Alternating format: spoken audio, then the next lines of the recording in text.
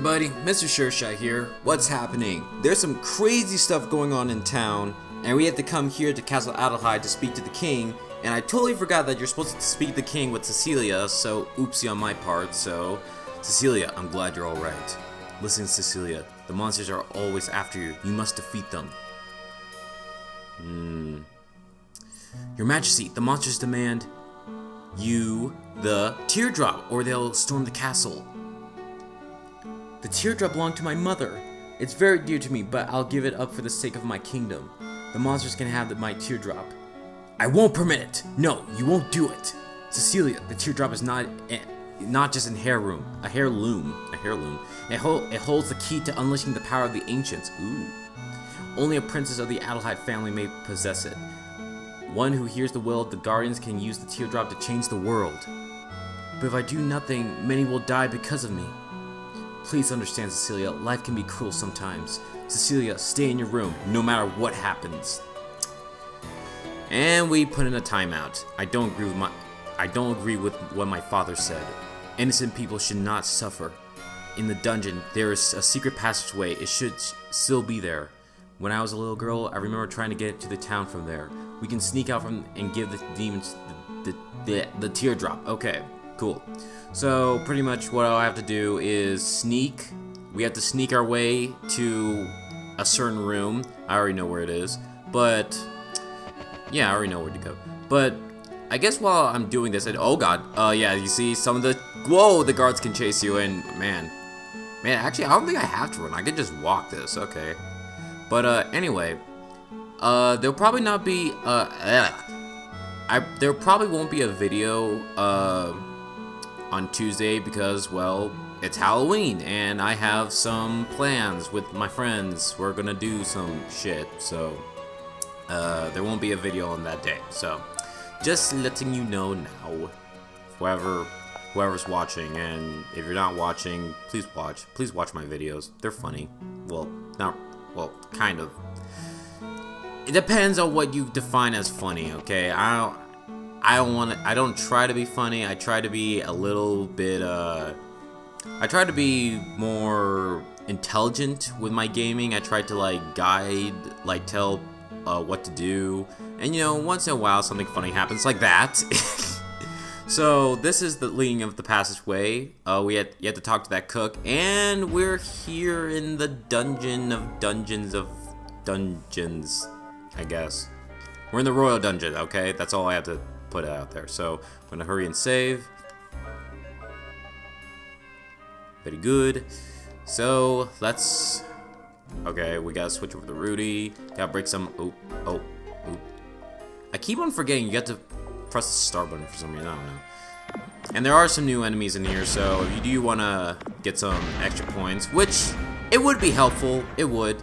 And I believe, actually, I think I want to switch over to Jack, because I believe there are quite a bit of items in here, and I don't know if we can come back here again.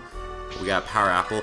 Also, I actually forgot to give some of my apples to the characters. I think I'm gonna give Power Apples to Rudy. Raises his strength. It's gonna be really helpful, and I think I'm gonna give Agile Apples to Rudy as well because he is the slowest apple. He is the slowest out of the group, and I'll give my Hardy Apples to Cecilia, raising her vitality. So, very good. I hope we get to fight some of the enemies because some of them are kind of interesting. Let's see. And okay, there we go. Let's see. Okay, let's see. Okay, let's see. Okay, so we got the balloon again. The balloon returned, and we have the Gomorrah Toad. It kind of reminds me. Oh, the name of it reminds me of Sodom and Gomorrah. If you haven't read that little passage in the Bible, it's Sodom and Gomorrah, the burning towns and stuff. That whole, and okay, he ran away. Stuff like that. It's actually really interesting. Kind of like tall tales in the Bible, which is kind of interesting. Speaking about that, since since I brought up the Bible. Okay, let me get my bearings. Okay, speaking about the Bible, I actually remember that I think like 4 or 3 years ago. I remember my friends because if you guys don't know, I live in Utah, Salt Lake City, and I remember my friends and I were kind of like walking down, just walking down the street, just minding our own business, and these Mormon missionaries came to us, and cause like this was at that point in time, it was the first time I ever had like a long discussion about like religion and just like just pretty much theology and just what the Mormons believe and stuff. And it was just like this whole long discussion about just, I mean, I don't remember the details. It was like, again, it was like 4 years ago, but I remember I think we got a new item, but all I remember, it was just a really odd conversation. And like, I remember, because like there were like 4 of us, and like one of us were like, because like we were like near a store and stuff, and one of us just kind of like decided to go in the store because they just didn't want to, because we didn't want to like deal with this crap. And like this, like the whole discussion, like it was just going back and forth and just some weird crazy just some crazy just random discussion of just Jesus Christ and all that stuff.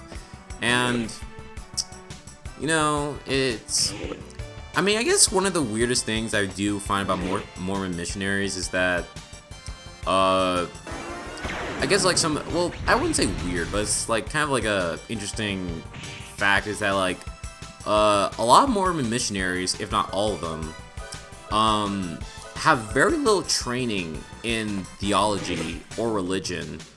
I mean, I guess it does make sense since they're all in like, since most missionaries I would say are like high school graduates, and plus they go to like Sunday school and all their lives, and they've been taking like seminaries and stuff.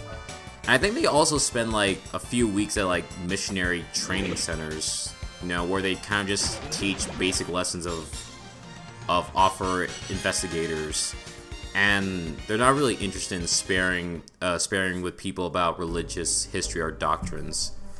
It's kind of one of the bizarre things about and actually okay, for some reason control was being weird.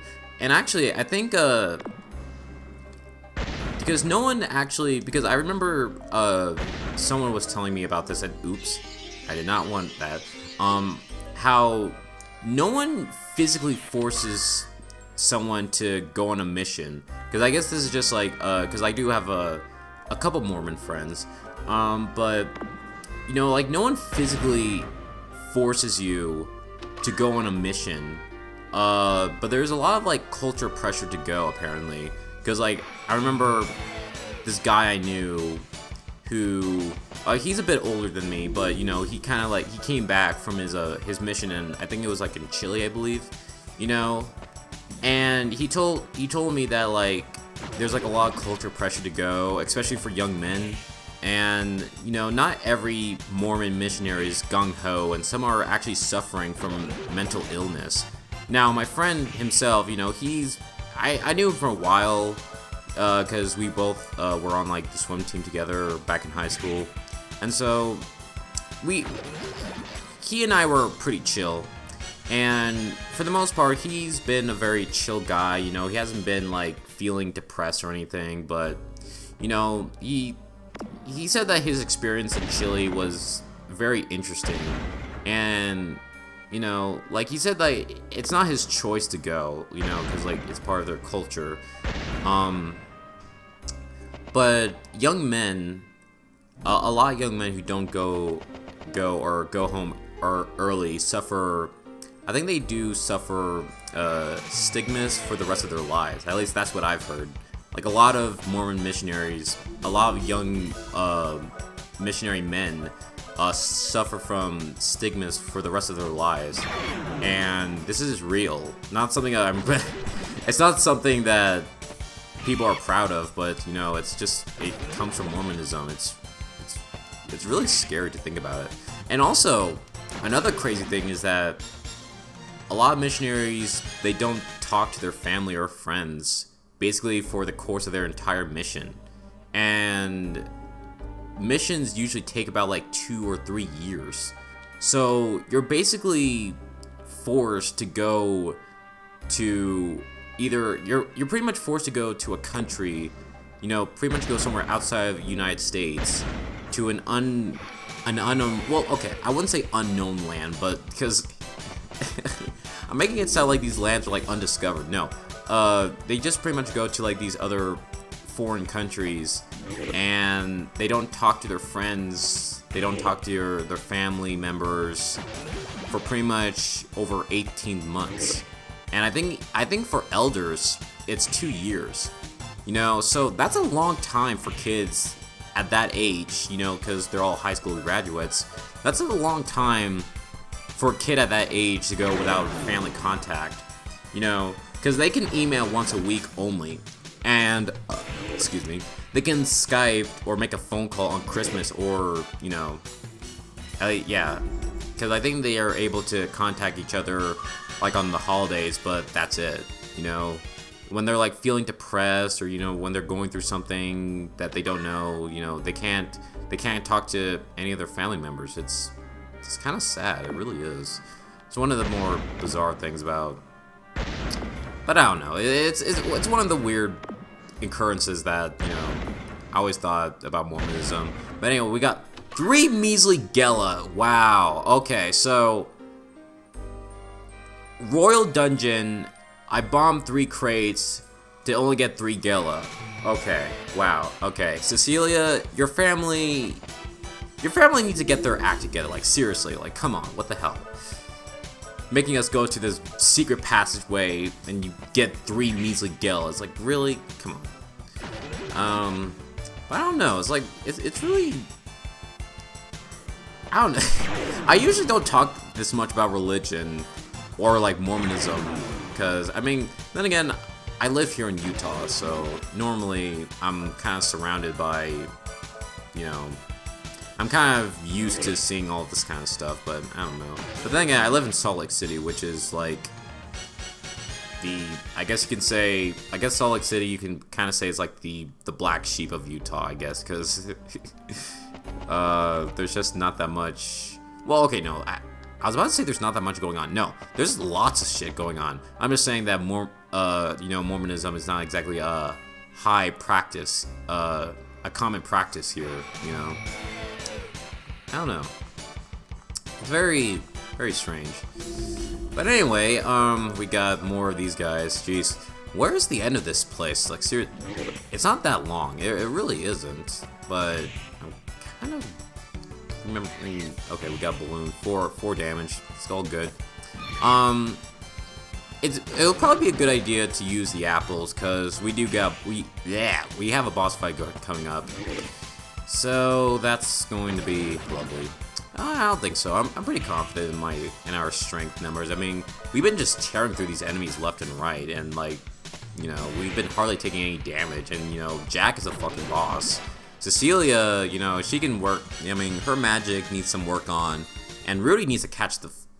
Rudy needs to catch up. Okay, he's way too slow. Okay.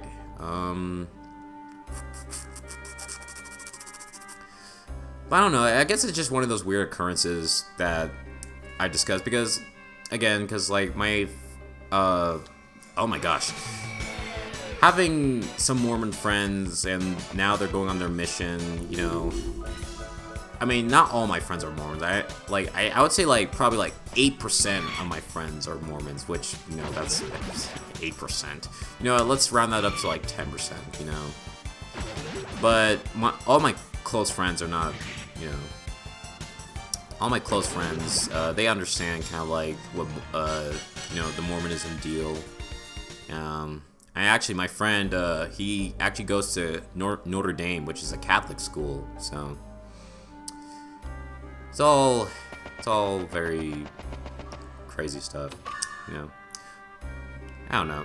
I don't know. It's a weird topic to, you know, end off because yeah, I think I'm gonna end it off here. So next time we're gonna hopefully go to hopefully I'll go to the town, stop the monsters, and you know, save the day like I usually do. See you then.